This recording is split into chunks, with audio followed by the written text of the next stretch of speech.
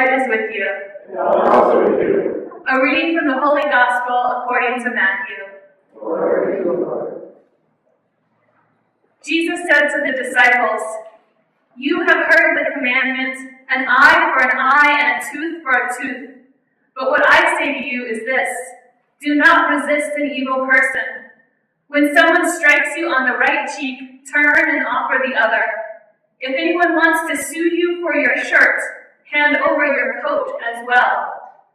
Should anyone press you into service for 1 mile, go 2 miles. Give to those who beg from you. Do not turn your back on the borrower. You have heard the commandment, love your neighbor, but hate your enemy. But I say to you, love your enemies and pray for those who persecute you. In this way, you will be children of your loving God in heaven, who causes the sun to rise on the good as well as the bad, and causes the rain to fall on the honest as well as the dishonest.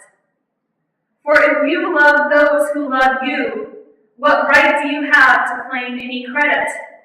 Even the tax collectors do as much. And if you save your greetings for your sisters and brothers only, what is so praiseworthy about that? Even the Gentiles do as much. You must be perfect, just as your Creator God in heaven is perfect." The Gospel of the Lord. Praise to you, Lord Jesus Christ.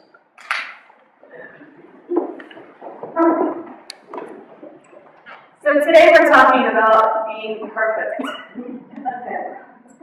Our first reading says, "Be holy, for I, the Lord your God, am holy."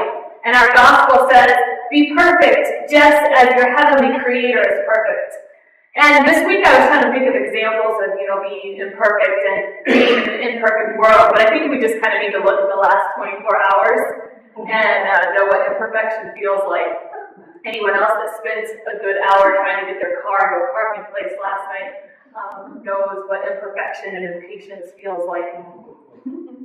But when we think in all seriousness of all the imperfections that exist in this world and all of those that we hold within ourselves, what is God calling to us in these readings when He is asking us to be perfect as God is perfect, to be holy as God is holy? Does God really expect this of us? If you're like me, most of the time you feel like a failure when it comes to being perfect. And you can easily list your imperfections before you can list your perfections. There's those superficial imperfections, but those ones that still sting all the same, like maybe having feet that are too big, or being too short, or having too much fat here, or anywhere, or having acne on your face, or having thin hair, or hair that's too straight, or hair that's too curly. There's those imperfections that we also seem to have in common that we just can't ever seem to really get over, like being impatient, being greedy or jealous, dealing with anger, or being easily annoyed. And then there's those difficult ones, those kind of imperfections that we don't even really want to voice that exist. Things like lust, or racism, or sexism, or hatred that makes us want to wish something bad on another person. When I think of that list in my life, and then these readings that we're presented with today, I really want to have a conversation with God. I want to ask God, what do you want us to do with this? How do we deal with this list and these readings at the same time? Because that list goes far beyond what I just mentioned. And most of us, we didn't choose to have that list be a part of our lives. None of us woke up and was like, I think I'll be impatient today. We don't want that. We don't desire it. It's not part of who we wish we were. And yet all those imperfections are on us. They yell at us, they nag us, and sometimes they even crush us. And honestly, it seems sometimes that no matter how hard we try, they remain. So God, what are you asking of us? In my daily life, one place where I feel the most imperfect is at work, which is awesome because I spend a lot of time there. And so at my work, I work at a a couple different housing programs, and one of them is an emergency shelter. And nowhere do I feel more imperfect than I do at that shelter. We have about 50 people living there, 17 moms, 34 kids. About half of our population is under the age of 5. And when I walk in that door, sometimes you can't help but have the imperfections of our society slap you in the face. Things like racism and deep systemic poverty and violence just live and breathe in that place. And for me personally, my imperfections also just seem to shine there. I feel inadequate in the light of all of that poverty that exists. I struggle to relate with our residents because of that. I don't relate well with kids all that well, and there's 35 of them always there, and so that comes out really easily too. And I get impatient when I'm trying to move boxes of diapers in or trying to train a volunteer, and there's 17 families trying to make a temporary home there as well. I get frustrated with myself and everyone that's around me. And I imagine each of you have a place that's similar. Whether it's your workplace, your home, whether it's in social situations, or even here at church. There's some place where your imperfections and inadequacies just seem to shine forth. You're annoyed by a coworker that you're constantly forced to work with. You get frustrated with a family member that's always around you. You can't ever seem to become that perfect version of you wish you could be. And I think usually we have two ways of dealing with our imperfections. We either try to ignore them or we fight them. When we ignore them, one thing we do is we might try to then amp up the things that we like about ourselves or the things that society says are good, and we try to overcompensate for our imperfections. Or we might turn to other things to just not have to deal with those imperfections. Whether it's drinking too much, eating too much, watching TV, never being in silence, all those kind of things that we can just do to kind of hide and ignore those imperfections. Or we fight them. We say, I am not going to be this way. I am going to change. And then 9 times out of 10, we end up doing it again anyway. It seems like our imperfections are this cyclical trap that we get stuck in. Well, so at my shelter, we don't get to know each other very well often because it's an emergency shelter. People are coming and going. And so there's all these people that just kind of fade into the background often. But over the holidays, this woman moved in, and I'm going to call her Victoria. And Victoria came in during the holidays, busiest time of the year, right? Presents and people and chaos and nuttiness all the time.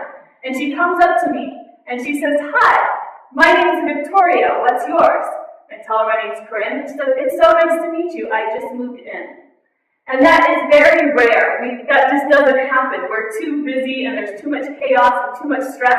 And honestly, these women are in one of the worst situations of their lives that they're not going to take time to introduce themselves to people that don't have any connection to their case, which I don't because I do administrative work.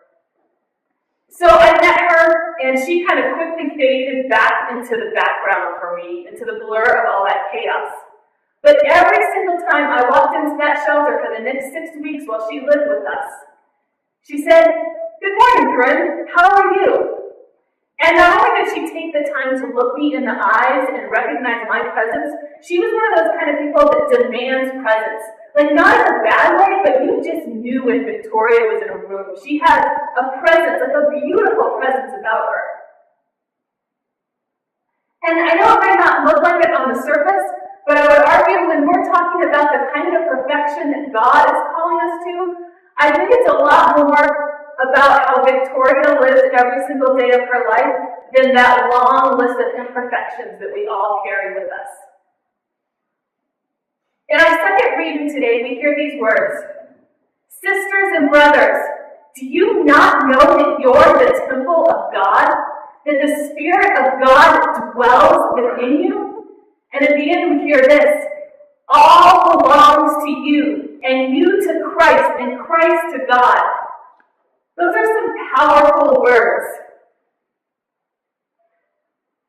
And I think so often we don't hear those words in our lives. We get consumed by thinking about ourselves, by everything that we're not. Our individualism focuses on everything that we can't achieve, or kind of amping up everything that we wish we could achieve and trying to make ourselves look better.